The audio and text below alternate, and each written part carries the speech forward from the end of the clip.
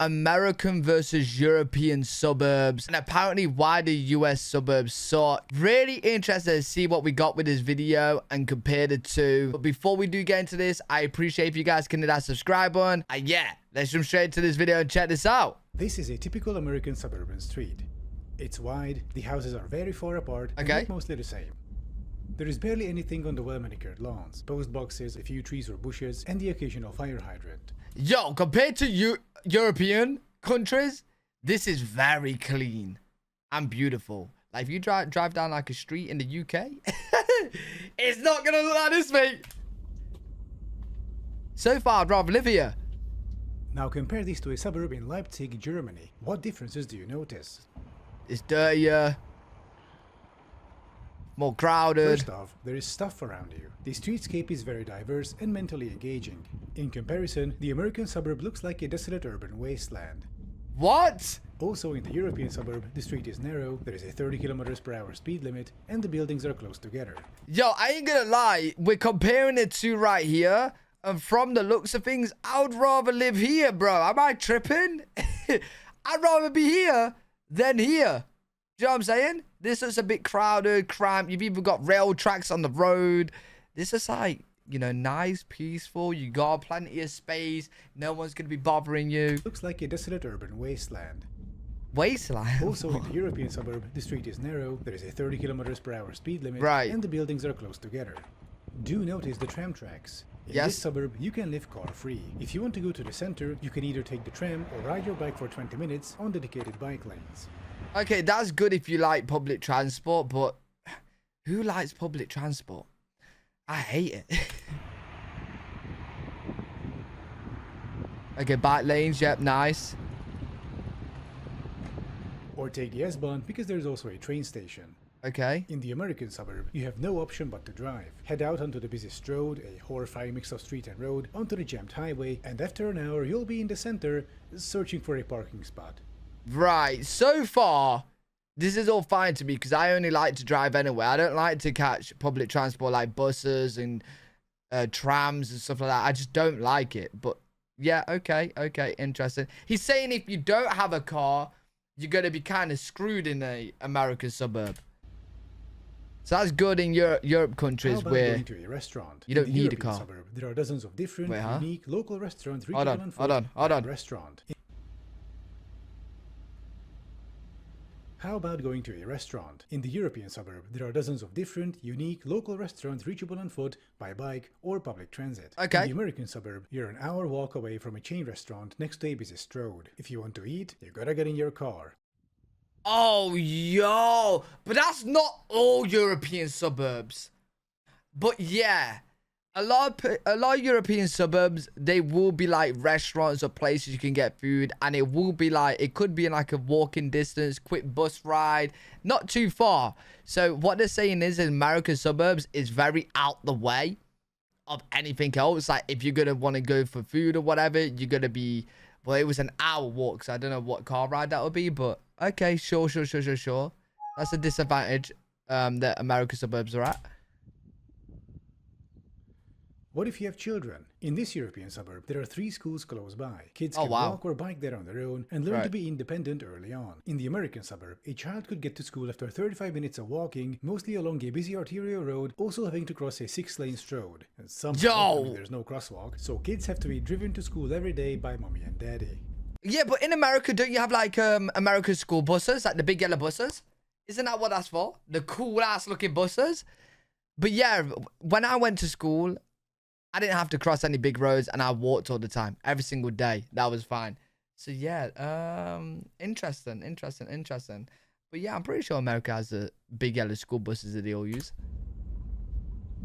which is very handy for places like this. Sports. Over here, kids can take a 10-minute walk to the nearest sports field or a 3-minute bike ride on calm, safe streets on their own. Right. In the US, it's a 40-minute march through a maze of streets, partially along a major transit artery. Oh, wow. Get in the SUV and let mommy drive you to practice. This is where the term soccer mom originates from, by the way. People lament today's children for being overly dependent on their parents. But no.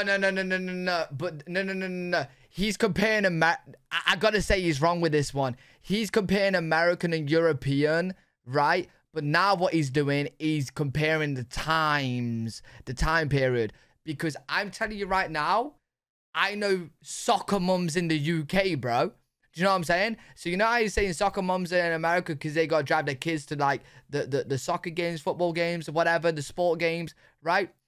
Bro, the kids aren't walking to their sport games now. Do you know what I'm saying? They did back in the day, like I did. But now, bro, mums are taking them, dads are taking them. You know what I'm saying? So that's just a different time period. I don't think that's the difference between American and European. But in such neighborhoods, children don't have a choice but to be dependent. Otherwise, they cannot go anywhere. They are stuck at home. In contrast, in European suburbs, kids can be let out safely to move around on their own, to go to places they want to, without the need for the mommy and daddy taxi service. Okay. Interesting. Do note that yellow residential building on the left. That is a mid-rise. European suburbs tend to be a mixture of those and single or multi-family homes. That's like true. On this street. That's true. Our suburbs are a very mix of like flats, apartments, houses, bungalows, the whole shebang. You got everything there, bro. Zoning in US suburbs only allows for single-family homes, and they are usually placed very far apart, leading to low density and long distances. This makes public transportation non-viable. Over here in Europe, hundreds of people live within walking distance of this tram stop. In the US, if you put a tram stop here, you'd have a few dozen people living within walking distance. Yo, but I ain't gonna lie, I don't care. Look how beautiful this is. Bro, I'm not even lying when I say this, right? I've been watching these videos and the comparisons, right? If you gave me an option to choose where I want to live, I'm choosing here, bro. I'm choosing here.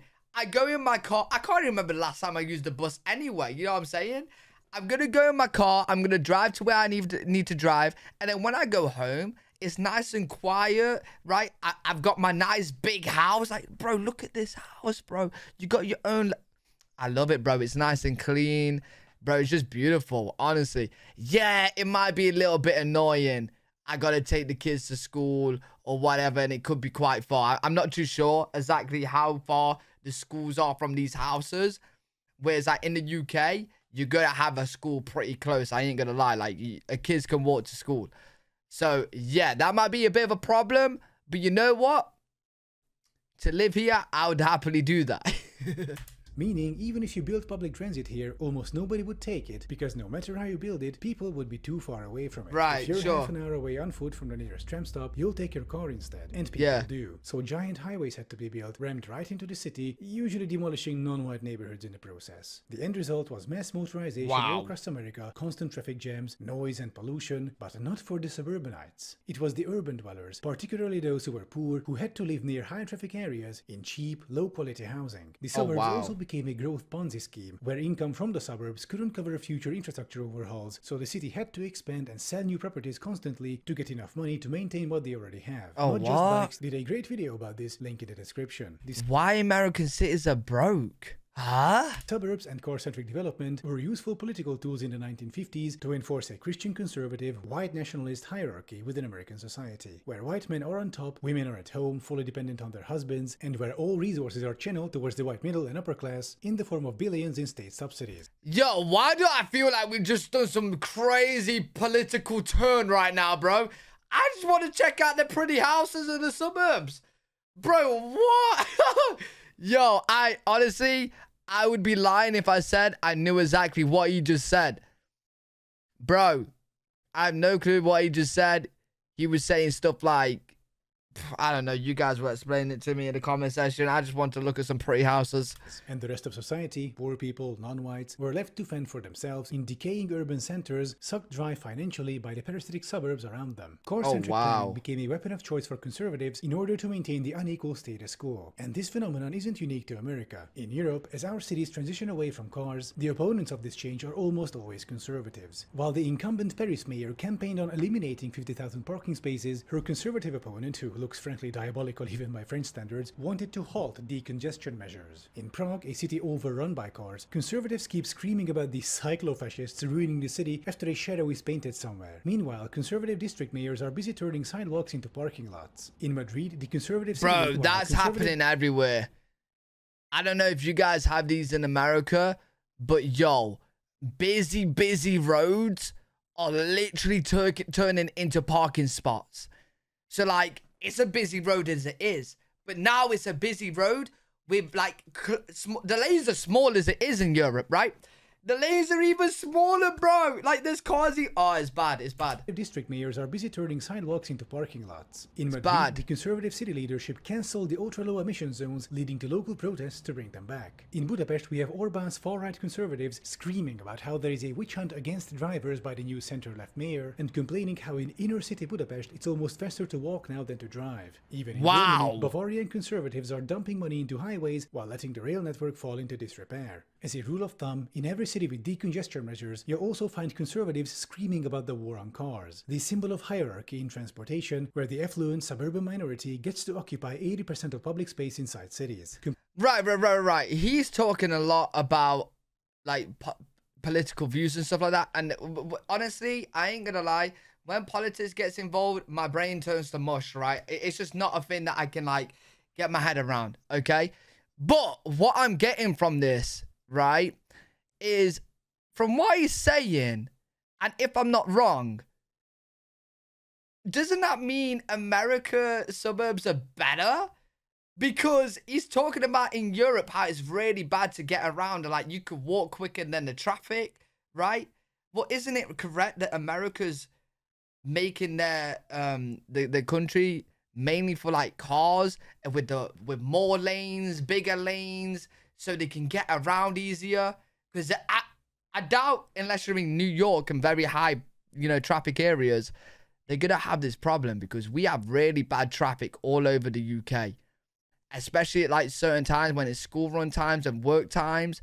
Wow, bro, traffic everywhere. Compared to the more egalitarian space use of public transit and bicycles. God forbid you have to get out of your giant SUV of death and get on a tram with the peasants. Of course, upholding the conservative hierarchy isn't why suburbs are built today in the US. It's mostly just a necessary continuation of the Ponzi scheme that began with the first suburbs. Also, it's due to faulty zoning codes not allowing for mid-rise developments that would actually make more money for the city, increase density, and make public transit viable. In Europe, our suburbs... Bro, I don't like when... I've seen quite a few videos where like they're so for like public I feel like places should have public transports for people that can't use public transports.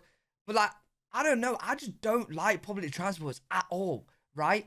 It's more effort. It's longer. You got to pay every time you use it, right? People might stink on there. It's hot. You know what I'm saying? Like, bro, you got to be on time for it. You got to get there a certain time. I just like the simple life of leaving my house, hopping in my car, and driving, bro. Do you know what I'm saying? I don't... Yeah, a lot of these videos that I'm watching are like, yeah, this place is really bad because it don't have public transport. This place is really good because it does. Like, bro, it should just be there for people that can't drive or don't drive, right? Mixed with both mid-rises, single and multi-family homes. They're an organic part of the city and contribute fairly to the local budget. Like, I genuinely don't think it's a massive disadvantage if you don't have a crazy amount of public transport, like in America, right? I don't think that's a crazy disadvantage. Like, yeah, in the UK, having buses go everywhere is really helpful for people that can't drive. But yeah, like... Also subsidized affordable public transit. All in all, it's more egalitarian. And if the US situation sounds depressing in contrast, as an American, there are things you can do to potentially help change things. If there is a local transit riders union, go join it. Look if there are any initiatives on the ballot for traffic calming, bike lanes, etc. Show up to your local town hall meetings and advocate for zoning reform, ending parking minimums, and so on. If you're persistent enough, your ideas will be heard, and you can help push America back towards sensible, fair, more egalitarian urban planning, one neighborhood at a time. That's what I would do if I were you. Thank you for watching.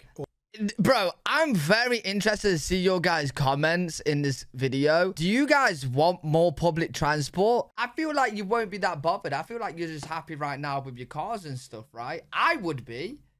I don't know. Let me know in the comment section. Do you guys like how it is now with all the cars, or would you actually prefer more public transport? It's easy for me to say I prefer cars. I'm not really too bothered about public transport because I do have the option for a lot of public transport in the UK, right? If I needed it. So it's very easy when you got it to say you don't want it. But it'd be very interesting to know from your guys' point of view in America, where you don't have a crazy amount of public transport. Do you want a lot, or are you just happy as it is? But I definitely prefer the way that America suburbs are looking. But hey, that's me. That's my opinion. Really interesting video though. Hopefully you guys enjoyed. If you did, make sure to leave a thumbs up, subscribe for more content. Live every single day on twitch.tv/L3WG. If you guys want to check me out over there, I'll see you on the next one. Peace.